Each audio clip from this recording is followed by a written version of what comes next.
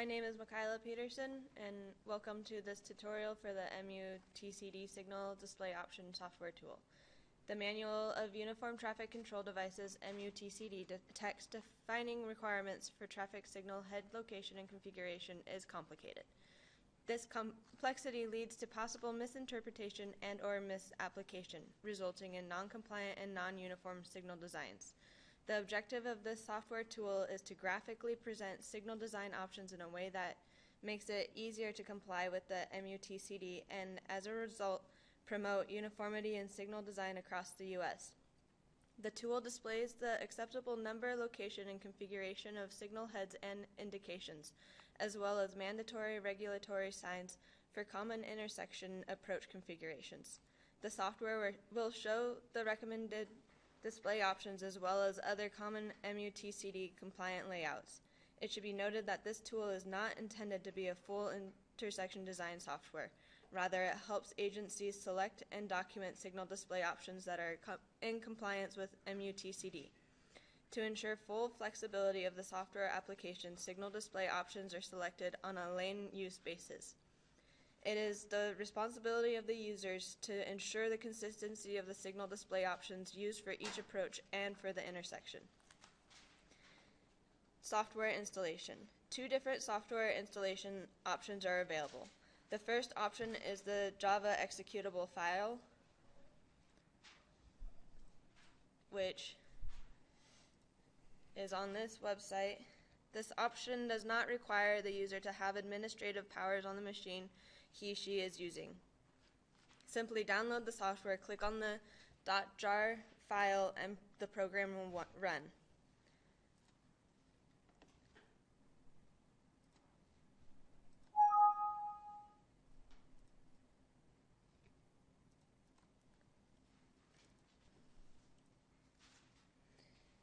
To use this option, Java needs to be installed on the machine.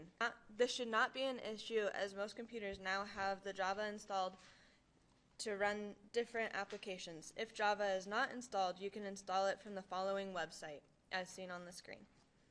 The second file installation option is a standard Windows installation file. Users must have administrative right to install this option. If you are not sure what kind of rights your accounts have, contact your system administration.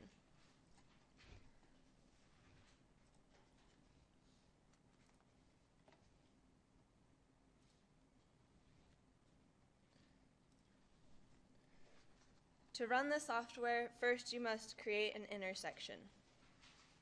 To do that, you go to this little icon up in the corner and click the intersection. Then you name it. I will be naming it Main and 6.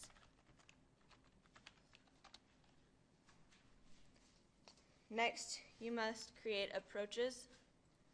To do that, you go to this icon and create an approach. I'm going to name the first one northbound, the second one southbound, the third one eastbound, and the fourth one westbound. The next step is to define the number of lanes for each lane use. To do that, you go here to this area on the window and you select how many lanes you want for each lane use. You can select through lanes, exclusive left lanes, etc. The next step is to define turn control, whether it's protected, permitted, protected, or variable. This will change the signal face. The next step is to define the distance to the far signal, which is here, and that will adjust the signage accordingly. The next thing you want to do is adjust the speed for the design speed of the road. To do that, you go here and you can click 30 or less, 30 to 40 miles per hour, or above 45 miles per hour. The next step that you do is you select where the signal face is located on the road or in relation to the lanes. You can select whether it you can select whether it is in the center of the lane or on the line of the lane, as seen below. The next step that you're going to want to do is you're going to want to select what signal face you would want, which you can do this by double-clicking on the signal that you want to change and then scrolling through the options as seen. And the note here will tell you which is the preferred for this style of intersection.